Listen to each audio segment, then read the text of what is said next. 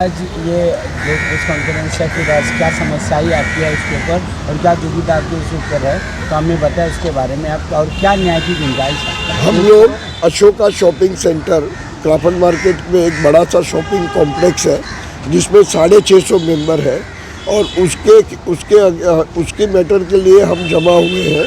हमारा जो चेयरमैन था वो बिना ऑफिस हुए, बिना उसके कोई प्रीमाइस हुए, फॉर्ज डॉक्यूमेंट पे चेयरमैन बन के उसने पूरी सोसाइटी के अंदर मिस एप्रोप्रिएशन ऑफ फंड किया था। 5 साल का उसने ऑडिट ही नहीं किए थे अकाउंट और अनऑडिट जो फॉर्ज अकाउंट भी हमको 5 साल तक प्रेजेंट किए थे और उसके बावजूद हमने जब पुलिस कंप्लेंट किया है तो वो अभी तक वो एंटीसेमेटरी मेल में है और दूसरी कंप्लेनें हुई है जिसके ऊपर अभी तक उनके खिलाफ पर्सनल एक्शन कुछ भी हुआ नहीं है। सेकेंडरी हमारी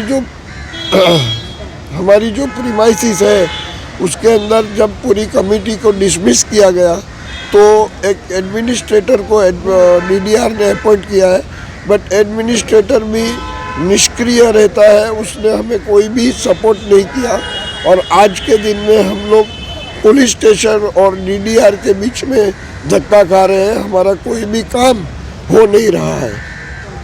इसमें आपका नुकसान क्या हुआ है? आज आंदोलन करने वाले ओपन स्पेस बेची नहीं किया। 650 मेंबर है सोसाइटी में और उसके हमारे पूरा सोसाइटी का लिफ्ट का एसी प्लांट का सेकेंड बेसमेंट में अनऑफिशियल प्रीमाइसिस बना के बेच डाले हैं और उसके अगेंस्ट में हम लोग 650 मेंबर की अभी कंप्लेन है। हमें हमारा इलेक्शन चाहिए, हमारी कमेटी चाहिए, लेकिन डीडीआर ऑफिस में थे, हमें कोई भी कमेटी के लिए और इलेक्शन के लिए का ऑर्डर मिल नहीं रहा है और एडमिनिस्ट्रेटर है। हमारी टेरेस जो एक कॉमन प्रीमाइसिस होती है मेंबर के लिए, वो टेरेस भी वो लोगों ने in the disguise of lease बेच डाली है। 28 साल का लीज किया, 32,000 फुट की टेरेस साल का 5 लाख के भाड़े में दे दिया, which is a clear cut fraud और सब मेंबर इसके खिलाफ हमने एसजीएम में पास भी किया है और आगे भी इसके ऊपर हमें एक्शन करना है। टावर लगे हुए हैं जिसका रेंट 60 लाख रुपए आ रहा है और वो जो लीजी जो है वो लेके जा रहा है 60 लाख रुपए और हमको 5 लाख रुपए भाड़ा खाली देगा पूरे साल का, प्लस हमारी प्राइवेट लिफ्ट है सब वापरेगा। लिफ्ट भी टेरेस तक लेके गए हैं। हमारी पार्किंग है 150 पार्किंग है वो फ्री ऑफ कॉस्ट वापरेगा।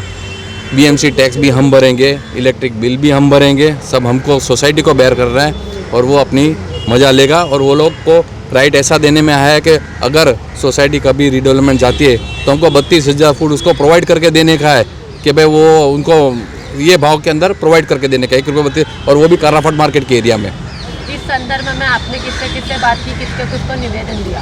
हमने पुलिस कमिश्नर से लेके Azad Maidan police, LT Marg police, DCP zone 1, zone 2, registrar, एलएनडो, रजिस्टर ऑफिस, कोऑपरेटिव कमिश्नर तक को कंप्लेंट दी है, लेकिन कोई बात सुनने में नहीं आती है।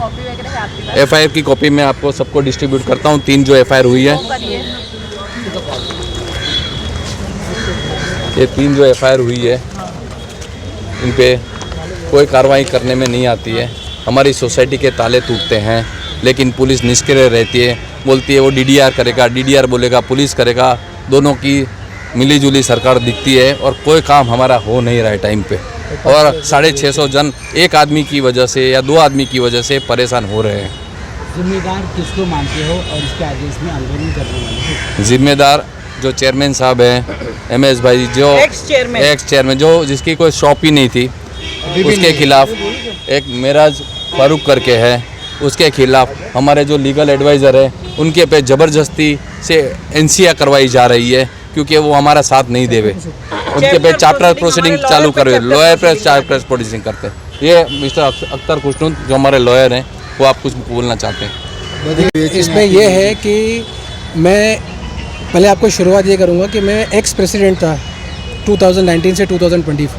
तो हमारी जवाबदारी थी कि सोसाइटी का कोई भी राइट टाइटल इंटरेस्ट हो वो प्रोटेक्ट करना चाहिए, सोसाइटी को प्रोटेक्ट करना और मेंबर्स को प्रोटेक्ट करना, ये हित में था। हमारे जो कार्यकाल में टेरेस का एग्रीमेंट बोला इलीगली बेचा गया और वो हमारे नाम से सब चीज़ की गई।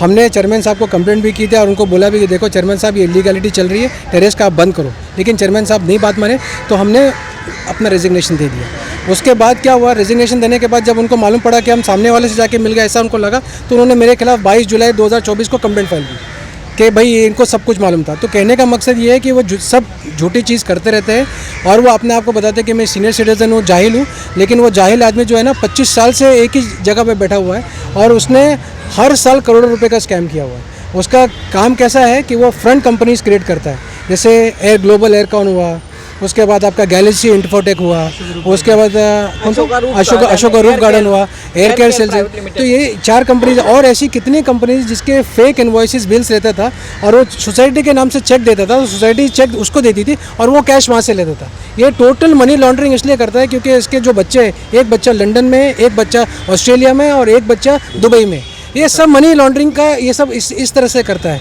तो इसके पास पैसे बहुत है और उसने बहुत स्कैम और हर चीज़ इसने सोसाइटी की बेच दी। कोई चीज़ मतलब ऐसा है कि अभी आपका कुछ और भी अगर ताजमहल भी इसको बेचने का मौका मिले ना, वो ताजमहल भी बेच डालेगा, इतना बदमाश है। और सब जगह ये पैसे, सब जगह पैसा पहुंचाता है ये, और ये अपने आप को अंडरवर्ल्ड से जुड़ा हुआ इंसान बताता है, पॉलिटिकल कनेक्शन बताता है, सब मिनिस्टर के जाके फ़ोटो लगा के सबको डराता है और 25 साल से वो यही करता है।